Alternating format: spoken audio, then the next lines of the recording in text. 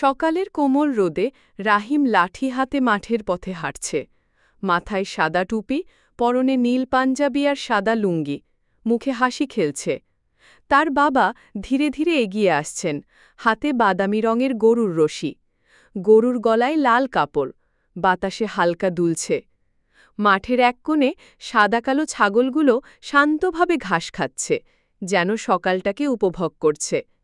গাছের ডালে লাল, নী আর সবুজ পাখিরা মিষ্টি সুরে গান গাইছে, চারপাশ ভরে যাচ্ছে সঙ্গীতে। রহিম বাবার পাশে দাঁড়িয়ে গরুকে পানি খাওয়াতে সাহায্য করছে। মাটির কলস থেকে ঝরে পড়ছে ঠান্ডা পানি। হঠাৎ এক দুষ্টু হলুদ বিড়াল গরুর কাছে এসে দুধ খাবার চেষ্টা করল। রাহিম হেসে উঠল। দূরে দেখা গেল কৃষকরা কাস্তে হাতে সোনালি ধান কাটছে। ধানের ঢেউ দুলছে বাতাসে। গোটা মাঠ জুড়ে ছড়িয়ে পড়েছে পাকা ধানের মিষ্টি গন্ধ। মনটা ভরে যাচ্ছে। রাহিম উচ্ছ্বসিত কণ্ঠে বলল, আহা, আজ কত সুন্দর দিন। বাবা মমতা ভরা হাতে তার মাথায় হাত রেখে বললেন, হ্যাঁ রে, এই মাঠই আমাদের সুখের ঠিকানা।